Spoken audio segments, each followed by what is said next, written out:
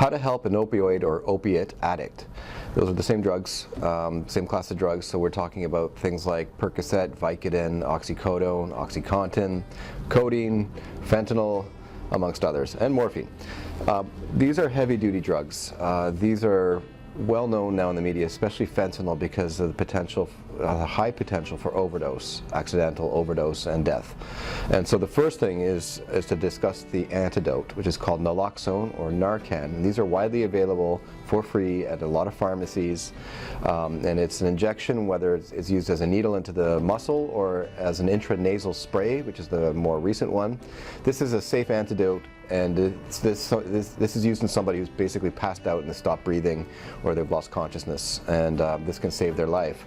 Now, the thing to remember though with this antidote, it's short acting, and sometimes the opioids that a person has used are long acting, and so the antidote may work short term.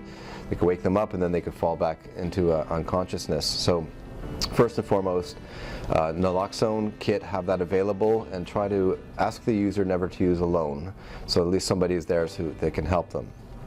That being said, to help an opioid addict, that is a very difficult thing because, as I said, these are very dangerous class of drugs. They're very highly addictive, and if the person has a little bit of dependency, meaning that if they've been using it for a while, if they try to stop it suddenly, cold turkey, they'll go into withdrawal and they'll feel uncomfortable, to say the least. Depends how much they've been using, but even using a prescription properly, suddenly stopping this can really cause discomfort. And so there's a whole bunch of symptoms associated with the withdrawal syndrome, but it's like a flu magnified by about 100-fold, and they're very sick, very uncomfortable, and there's a fear of dying that they have.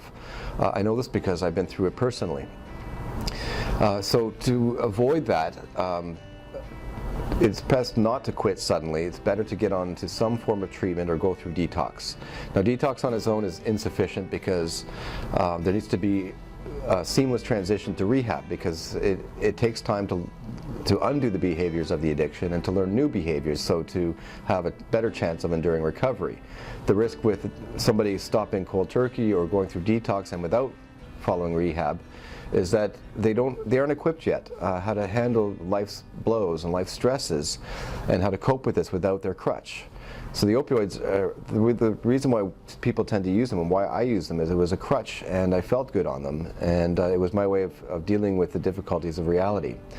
And so when reality comes calling to somebody who's freshly detoxed, it's a very precarious situation, and relapse is very likely. And not only is that an issue, the relapse after a person has had some abstinence from it, there's much higher risk of accidental overdose because they quickly resume their previous doses. They might think they have it under control, but they don't. And I know this again personally because I actually accidentally overdosed after I went to my first rehab, and started using, and it was very obvious to others that I was falling asleep, but to me I thought I had it under control, and sure enough I had a brush with death, and I have my wife to thank for saving my life.